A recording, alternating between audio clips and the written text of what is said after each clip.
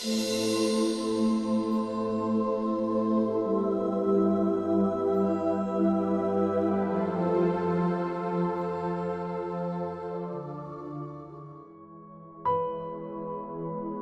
story of Bishop St. Malachi. Subscribe to our channel to receive more content like this.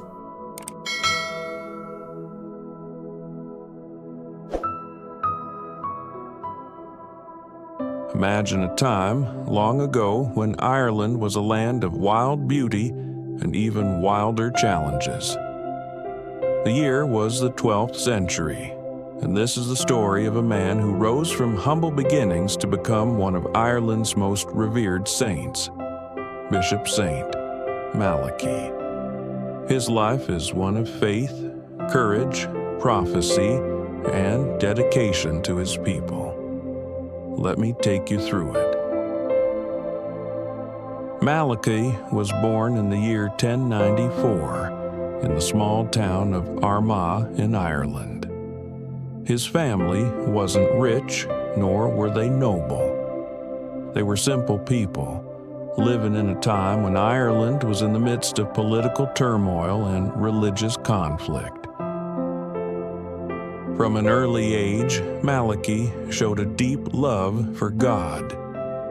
He was quiet, thoughtful, and drawn to the peaceful life of prayer. He wasn't someone looking for fame or power. He simply wanted to serve God. As a young man, Malachi entered the monastic life, joining a group of monks dedicated to learning, prayer, and helping others. He was deeply committed to the Christian faith, but his heart was especially moved by the plight of the poor and the neglected people of his time.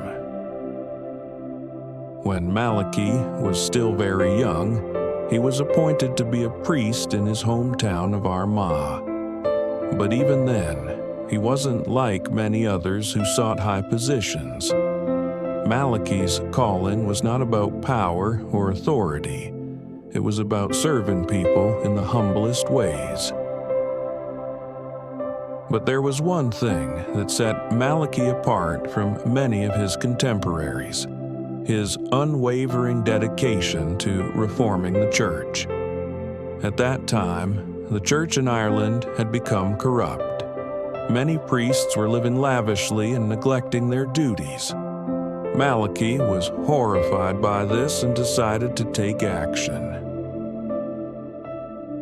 He began to travel across the country, preaching and teaching people about the importance of living a life true to God's Word.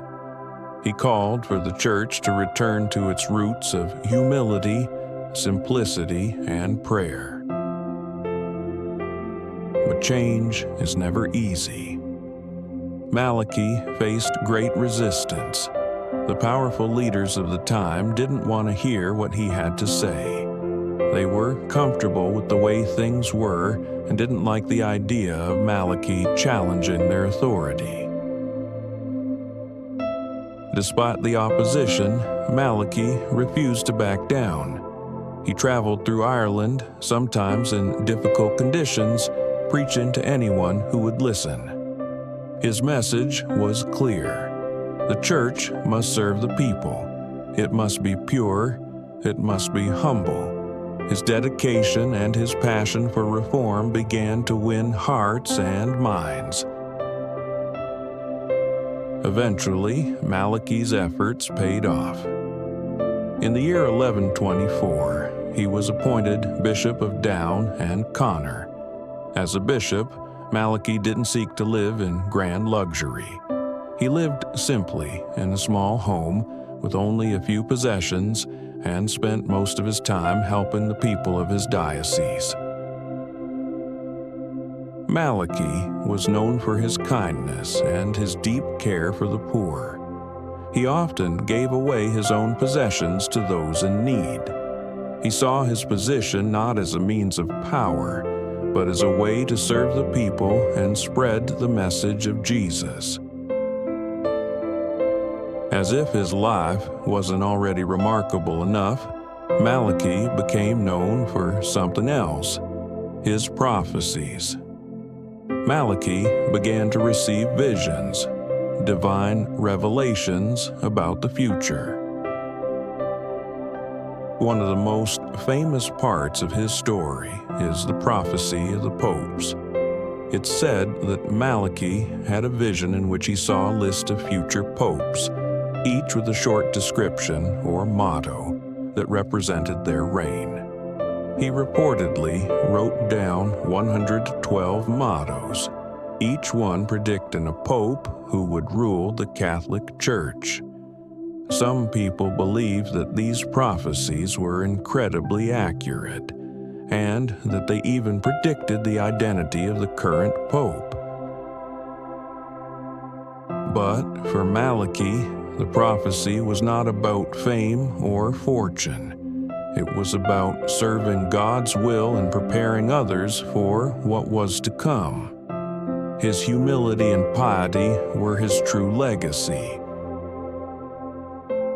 In the years that followed, Malachi's health began to deteriorate. Though he was still young, his body was worn out from years of hard work and prayer. Despite his frailty, Malachi continued to serve the church and his people. One day, after traveling to Rome to meet with the Pope, Malachi felt that his work was done. He had completed the mission God had set for him. On November 2nd, 1148, Malachi passed away at the young age of 54. Malachi's death was felt deeply across Ireland. People mourned the loss of a man who had given everything for the church, for the poor, and for the truth. His reputation grew after his death, and people began to call him Saint Malachi. He was canonized by Pope Clement III in 1190, recognizing him as a saint and a model of faith and reform. But what makes Saint Malachi's story so compelling isn't just the title he earned or the prophecies he made. It's the example he set for all of us. Malachi showed us that being a true servant of God isn't about wealth or status. It's about living a life of humility, kindness, and service to others. He taught us that true leadership isn't about ruling with power. It's about leading with love and faith. And so, the story of Saint Malachi lives on today, reminding us that greatness isn't always measured by wealth, fame, or position. Sometimes, the greatest leaders are those who serve quietly, humbly, and faithfully. Malachi's life reminds us that no matter where we start, whether in a small town or a powerful city, our calling is the same: to live a life dedicated to God and to love and serve others. That's a message that, even after nearly 900 years, still rings true today.